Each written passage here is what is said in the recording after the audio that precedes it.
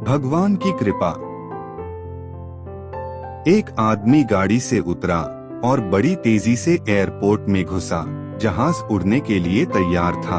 उसे किसी कॉन्फ्रेंस में पहुंचना था जो खास उसी के लिए आयोजित की जा रही थी। वह अपनी सीट पर बैठा और जहाज उड़ गया। अभी कुछ दूर ही जहाज उड़ा था कि कैप्टन ने ऐलान किया, तूफानी बारिश और बिजली की वजह से जहाज का रेडियो सिस्टम ठीक से काम नहीं कर रहा है, इसलिए हम करीबी एयरपोर्ट पर उतरने के लिए मजबूर हैं। जहाज उतरा। वह बाहर निकलकर कैप्टन से शिकायत करने लगा कि उसका एक एक मिनट कीमती है और होने वाली कॉन्फ्रेंस में उसका पहुंचना बहुत जरूरी है। पास खड़े दूसरे मुसाफिर ने उसे पहचान लिया और बोला, डॉक्टर पटनायक, आप जहां पहुंचना चाहते हैं टैक्सी द्वारा यहां से केवल 3 घंटे में पहुंच सकते हैं। उसने शुक्रिया अदा किया और टैक्सी लेकर निकल पड़ा। लेकिन ये क्या? आंधी, तूफान, बिजली, बारिश ने गाड़ी का चलना मुश्किल कर दिया। फिर भी ड्राइवर चलता रहा। अचानक ड्राइवर को एहसास हुआ कि वह रास्ता भटक चुका है। नाउम्मीदी के उतार चढ़ाव के बीच उसे एक छोटा सा घर दिखा। इस तूफान में वही गनीमत समझकर गाड़ी से नीचे उतरा और दरवाजा खटखटाया। आवाज आई, जो कोई भी है अंदर आ जाए, दरवाजा खुला है।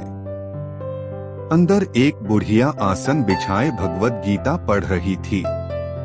उसने कहा, मां जी, अगर इजाजत हो तो आपका फोन इस्तेमाल कर लूं? बुढ़िया मुस्कुराई और बोली, बेटा, कौन सा फोन?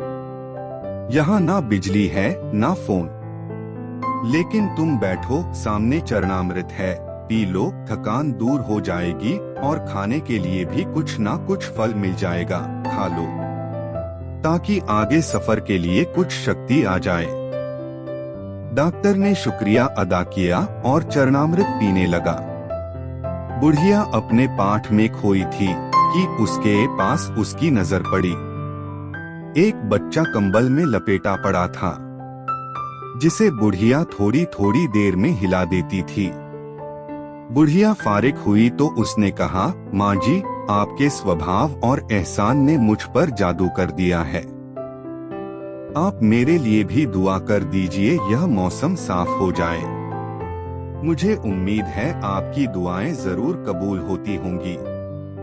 बुढ़िया बोली, नहीं बेटा, ऐसी कोई बात नहीं। तुम मेरे अतिथि हो और अतिथि की सेवा ईश्वर का आदेश है। मैंने तुम्हारे लिए भी दुआ की है।